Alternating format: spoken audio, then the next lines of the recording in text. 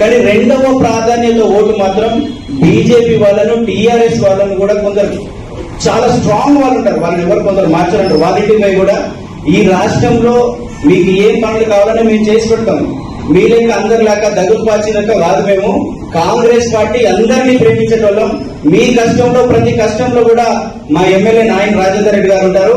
మన వెస్ట్ నియోజకవర్గంలో మీ అందరు కూడా మేము పనులు చేస్తాం. దయచేసి రెండవ ప్రాధాన్యత ఓటైనా మాకు ఇవ్వండి అని వాళ్ళని కూడా అడుగుదాం. మనం మొదటి ప్రాధాన్యత ఓటేమని అడుగుదాం, కానీ రెండో ప్రాధాన్యత ఓటు కూడా వాళ్ళతో వేస్తే తప్పకుండా మన వ్యక్తి భారీ మెజారిటీతో గెలుస్తారు.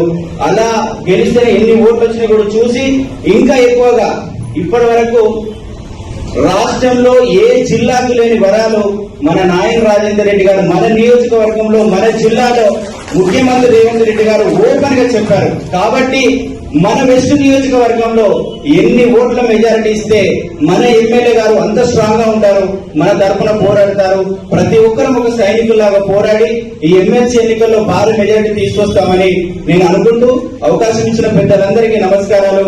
జై కాంగ్రెస్, జై కాంగ్రెస్. ధన్యవాదాలు.